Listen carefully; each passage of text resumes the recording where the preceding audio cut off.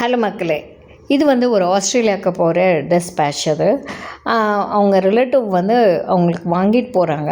அவங்க சொன்னாங்க, என்னோடய பெட்டியில் இடமே இல்லை, அதுக்கேற்ற மாதிரி காம்பேக்டாக எனக்கு வச்சு கொடுத்துருங்க, பெருசாகவும் டப்பா வேணாம், 2-3 டப்பா வேணாம், ஒரே இதில் வைங்க அப்படின்னாங்க. ஸோ இது வந்து குட்டி ஃப்ளவர் கிஃப்ட். ஆக்சுவலாக இந்த மாதிரி ஒரு பிச்சிப்பூ, முல்லைப்பூ, அதுக்கப்புறம் வந்து ஜாதிப்பூ. நம்மளோட ஜாதி அவங்களுக்கு ரொம்ப பிடிச்சிருந்தது. அதுக்கப்புறம் ஜாதிப்பூ, முல்லைப்பூ ரொம்ப டைனியாக அழகாக இருக்கும். ஜாதிப்பூ வந்து நல்ல ஈவினிங் மலர்ந்து விரிஞ்சு இருக்கிற ஜாதிப்பூவோட ஸ்டேட்டஸ் தான் இது. அதோட ஸ்டெம்மும் அவங்களுக்கு ரொம்ப ரொம்ப பிடிச்சிருந்தது. கலர் ரொம்ப பியூட்டிஃபுல்லாக இருக்குது அப்படின்னு சொன்னாங்க. 2-3 தடவை அதை தொட்டு தொட்டு பார்த்துட்டே இருந்தாங்க வாங்கும்போது.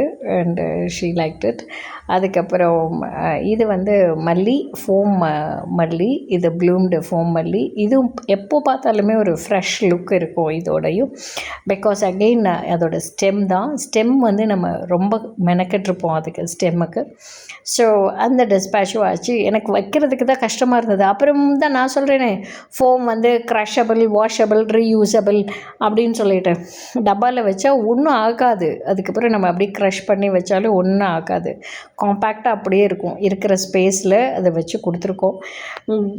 பகவான்கிட்ட வேண்டிக்கிறோம் அது ஒன்றும் ஆகக்கூடாது அப்படின்னு சொல்லிட்டு. பிகாஸ் நம்ம ஒரு ஜாயிண்ட்லேயும் க்ளூ போட்டிருக்கோம். க்ளூ போட்டு டைட்டாக கட்டியிருக்கோம். எட்ஜஸ் எல்லாமே டபுள் டை பண்ணியிருக்கோம். ஒரு நாட்லேயும் வந்து க்ளூ பண்ணியிருக்கோம். மேலே க்ளூ பண்ணதும் ரொம்ப ஜாக்கிரதையாக பண்ணியிருக்கோம்.